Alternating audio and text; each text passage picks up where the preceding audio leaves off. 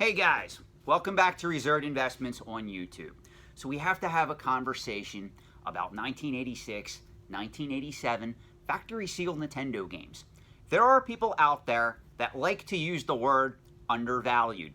For those of you that don't know my point of view on that particular word in the antiques and collectibles trade, I did a video on it.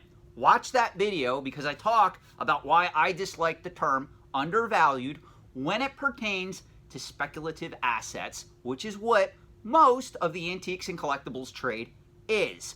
An item cannot be technically undervalued in the antiques and collectibles trade. What it can be is pretty much sold on the incorrect market.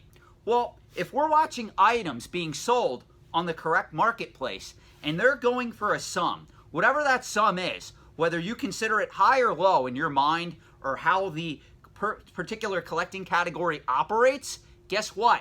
That is the true sale price, assuming the auctioneer did everything they could to promote that item, number one, and number two, the customer base coming in had all access to that item, meaning there were no issues with the auction at hand, the website wasn't down, there were no technical issues, the item was listed properly, it was on that particular marketplace, and it sold. That is the end price, whether you agree with it or disagree with it.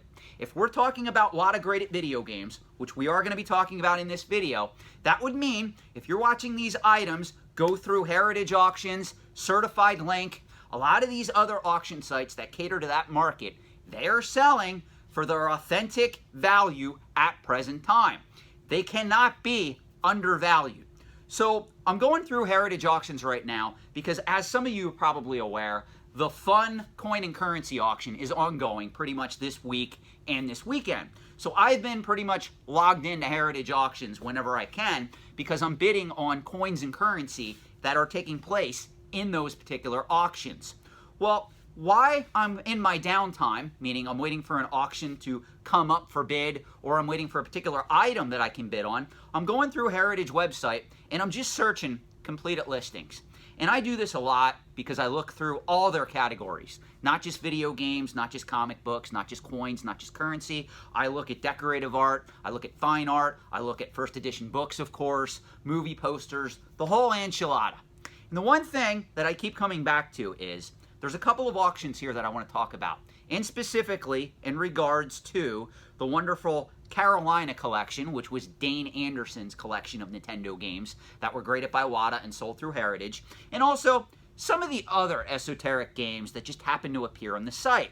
Now, for those of you that really think 1986 and 1987 Nintendo games, factory sealed or not, are undervalued, this video is for you. All is what I'm doing. Today is January 10th, 2020 at the recording of this video. All is what I'm doing is I'm logging into Heritage Auctions, I'm typing in WATA in the search bar, I'm hitting enter, and I'm pretty much searching past sale items. So I'm looking at items that previously sold and what they went for. The first thing that catches my eye, and this just blows me away, a first release. Now, to be fair, a first release of this game, in my opinion, is extremely scarce. I don't know how many other copies are going to surface, don't know how many are out there. But a first release copy of Mega Man that references Dr. Wright as opposed to Dr. Wily went for, in 9.4 A+ sealed condition, are you ready for this? $75,000. Now let's continue a little bit here. Because again, we're talking about undervalued, quote unquote, not my choice of words, but if you read some of my comments section, you're going to read people who listed comments stating that 1986 and 1987 factory sealed Nintendo games are undervalued. Donkey Kong 3, Nintendo, 1986. Now, to be fair, this was a black box game that was not on store shelves very long because the item really didn't sell all that well to begin with. And number two, Nintendo was already pretty much making other games by the time this item was still left on the shelf. So Nintendo did discontinue this game fairly early in its lifespan. That said, a WATA graded games in 9.2 with an A seal rating, and this is the hang tab version, 4th revision, this sold for $28,800. Now we have more. let's talk a little bit more. Finally, the trifecta, because I'm only going to cover 3 of these items, and then I'm going to give you my opinion. A Legend of Zelda Revision A from the Carolina Collection in WATA Games 9.0, sealed condition from 1987, sold for $19,200. Now, if you go back in time, literally 3 years from today, and you go back before WATA existed, do you understand these games would have never sold for that much? Whether they were VGA graded or not, these items are not undervalued.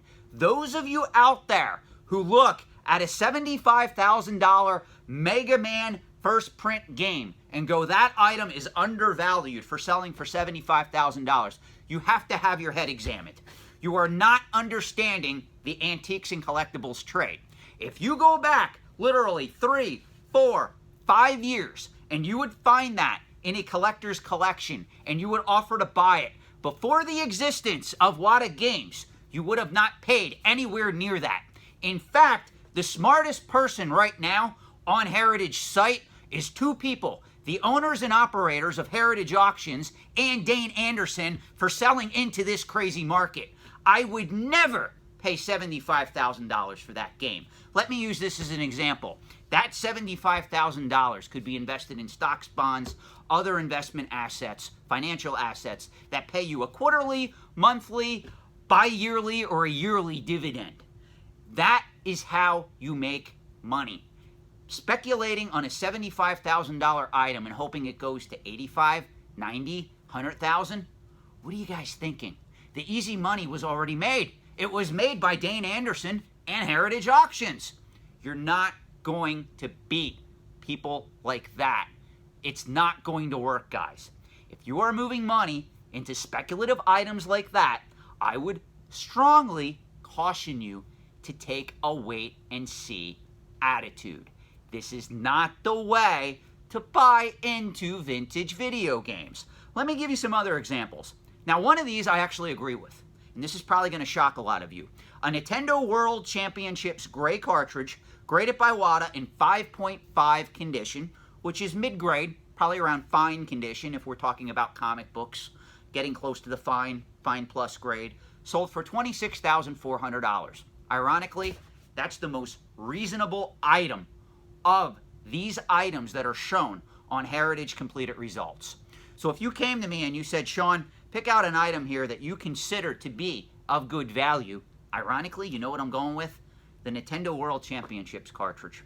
Because that truly is known as a quote-unquote grail in the vintage video game collecting realm. So a lot of people would want to have that for that reason. Plus, there's not a lot of copies out there. We don't know how many copies of a lot of these other games are out there. Even the Mega Man first print. I know a lot of you are going to disagree with me on that. And I tend to agree with you guys. I will say, you know what, there's probably only a handful of copies out there at most of that game. I can't see anybody having 10 copies of Mega Man, the first release, factory sealed near mint condition, sitting in their collection. Let's be honest. That would be something absurd because most people, when that game came out, were not hoarding factory sealed Nintendo games. Now, it's possible Tim Atwood could possibly have that game in his collection, or some of these other mega collectors that were going out looking for this stuff long before it became a thing. That is possible. But the best deal on this website, honestly, is the Nintendo World Championships cart. And I'm telling you right now, if it was my money, I would not be paying $26,000 for it. But out of everything else that's selling, I mean, if you look at this page, a factory sealed copy of Panic Restaurant from 1992, to be fair, that's a late release Nintendo game made by Tato or Tato, however you want to pronounce it. That item is very scarce in the market. I know that for a fact. That item sold for $16,800. Does anybody really consider that to be a quote-unquote good investment? Same thing with Bubble Bobble Part 2. Now, this was from the Carolina collection, but it was also released by Tato or Tato in 1993. It went for $19,200. I really think, guys, that is a very expensive price to pay for a lot of these games when a lot of these collectors have yet to even send all their items into WATA to get certified. The population reports are still new. Population reports have not filled up yet. We don't know how many of these games exist, in what condition, what quantity, or even who owns what at this point. It is too speculative. Please take my advice in this video now that I have 1,000 subscribers. I don't care if you want to get into this market. I'm going to tell you right now, there's still room for these prices to increase. You're absolutely right. Some of these items may go up in value. That does not mean that they're undervalued at present time, though. They were sold into an auction that pretty much had visibility in the trade. These items are what they're worth at present time because that's what the auction results show. Doesn't mean they're undervalued. You can't be. It's a speculative asset. However, if you do get into this market, please be very careful. This is insane. It's getting to the point where we are seeing mass mania. In another video I have planned, I'm going to talk about the effects on the vintage comic book market that the vintage video game boom is having on that market at present time. You see, a lot of people are quietly selling off their vintage comic book collections at a profit. They're taking that money and they're putting it now into graded vintage video games. Well, what nobody wants to talk about on YouTube is, okay, that's a great trend, but what happens to the vintage comic book market now that money is leaving that hobby? Perhaps that's why people on the CGC message board are sitting there scratching their heads, wondering why a copy of Amazing Fantasy 15, first appearance of Spider-Man, is dropping on average on the secondary market. Remember, guys, no asset class can go up in value exponentially for a long period of time and or forever. Eventually, a correction's going to hit, a downturn's going to hit, or that speculative bubble that's driving that asset upwards is going to pop. And when it does, that's what separates the men from the boys and the girls from the women. So just keep that in mind. Thank you for watching. Until next time, have a great day. And again, I love to hear your feedback on this topic. And if you do get anything out of this channel, please consider subscribing. Thanks, guys.